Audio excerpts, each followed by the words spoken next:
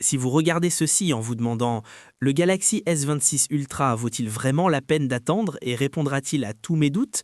Restez avec moi. Quelque chose de grand approche et les fans de Galaxy peuvent déjà sentir la montée en puissance. Nous sommes maintenant à seulement un mois de l'annonce officielle du Galaxy S26 et Samsung empile ses améliorations les plus sérieuses dans l'Ultra. Les fuites indiquaient déjà une charge rapide de 60 watts, mais maintenant l'histoire devient plus précise. De nouveaux rapports sur le système de caméra et les options de mémoire rendent ce lancement très réel.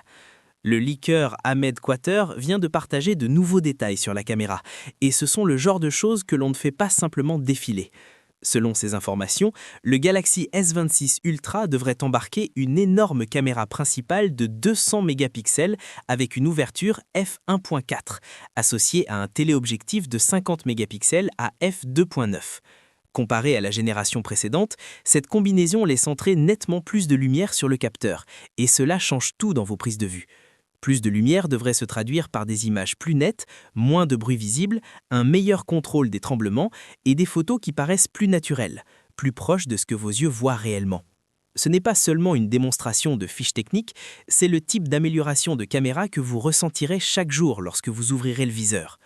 Maintenant, parlons des performances brutes, car Samsung ne s'arrête pas à la caméra.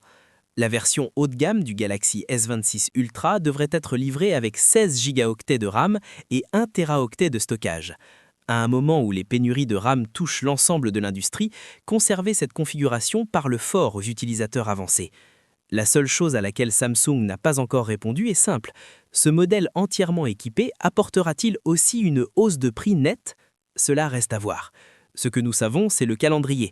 Samsung devrait dévoyer toute la série Galaxy S26 le 26 février avec des précommandes susceptibles d'ouvrir cette même semaine.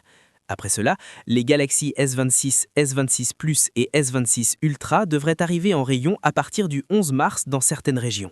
Avec les fuites qui s'accumulent et le jour de lancement qui approche à toute vitesse, attendre l'Ultra devient plus difficile.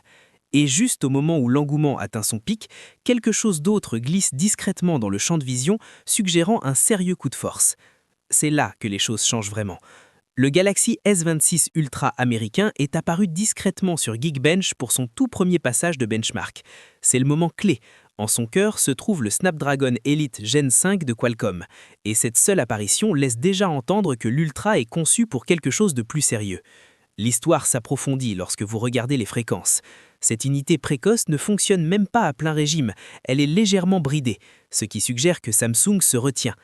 Ice Universe indique qu'elle conserve une architecture à 2 clusters, 6 cœurs de performance à 3,63 GHz, comme la puce standard, et 2 cœurs Prime à 4,19 GHz, en dessous de leur plafond maximal.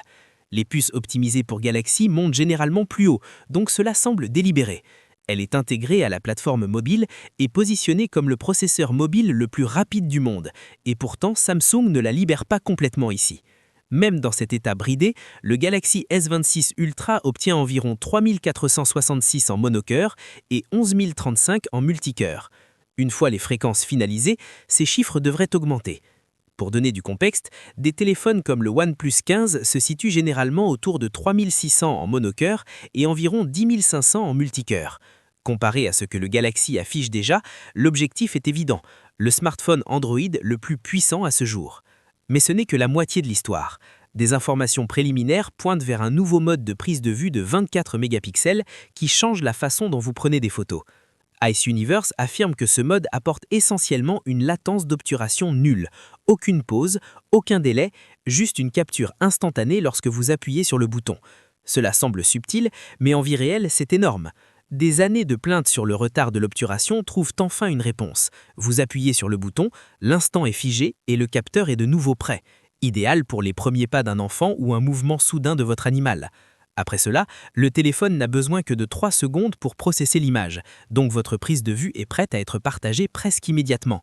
Et comme ce mode double la résolution par rapport au Galaxy S25 Ultra, il ne s'agit pas seulement de vitesse, il s'agit de confiance. Quand le moment se produit, vous pouvez faire confiance à votre Galaxy pour ne pas le manquer.